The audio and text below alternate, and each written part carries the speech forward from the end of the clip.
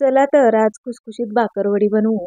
तर त्यासाठी 2 वाटी मैदा, 1 चमचा ओवा, चवीनुसार मीठ, नंतर यामध्येच 2 चमचे तांदळाचं पीठ, 3 चमचे बेसन पीठ टाकून हे मिक्स करून घ्यायचं। हे मिक्स केल्यावर यामध्येच 5 चमचे कडकडीत तेलाचं मोहन टाकून ते चमच्याने मिक्स करायचं। नंतर याच्यामध्ये थोडं थोडं पाणी टाकून याचा घट्ट गोळा मळून घ्यायचा। तर असा घट्ट गोळा मळून घ्यायचा आणि यावर झाकण ठेवून 10 मिनिट मुरण्यासाठी साईडला ठेवायचा। आता भाकरवडीसाठी लागणारं सारण बनवूयात। त्यासाठी एका पॅनमध्ये अर्धी वाटी किसलेलं खोबरं टाकून चांगलं भाजून घ्यायचं। हे चांगलं भाजलं की एका प्लेटमध्ये काढून घ्यायचं आणि त्याच पॅनमध्ये थोडीशी कोथिंबीर कडक होईपर्यंत परतून घ्यायची।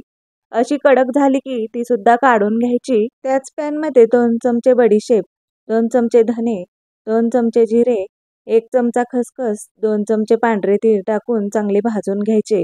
हे सर्व चांगलं भाजलं की एका प्लेटमध्ये काढून थंड व्हायला साईडला ठेवायचं।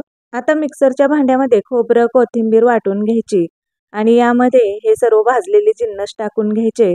यामध्येच साखर, बेडगी मिरची पावडर, आमचूर पावडर, मीठ टाकायचं आणि हे वाटून घ्यायचं। हे असं वाटून घ्यायचं आणि यामध्ये चिंच गुळाची चटणी टाकून मिक्स करायची, म्हणजे या सारणाला बाइंडिंग छान येतं। आता हे पीठ थोडंसं मळून घ्यायचं आणि यातला एक गोळा करून घ्यायचा आणि हा पोळपाटावर घेऊन लाटून घ्यायचा। तर याची अशी गोल पाती लाटून घ्यायची। या लाटीवरती चिंच गुळाची चटणी लावून घ्यायची।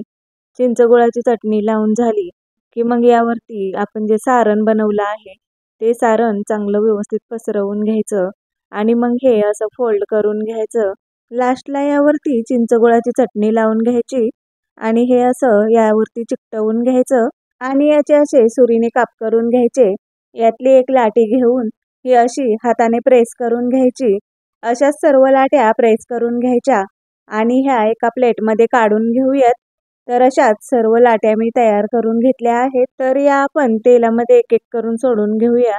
या तळताना तेल मीडियमच गरम असायला हवं। तेल जास्त गरम असेल तर या भाकरवड्या लगेचच तळल्या जातील आणि या लूज सुद्धा पडतील। त्यामुळे गॅसच्या मीडियम फ्लेमवरच या तळून घ्यायच्या। तर मी या सर्व भाकरवड्या तळून घेतल्या आहेत। या तुम्ही नक्की करून बघा आणि अशाच नवीन रेसिपी पाहण्यासाठी माझ्या चॅनलला सबस्क्राईब सुद्धा नक्की करा।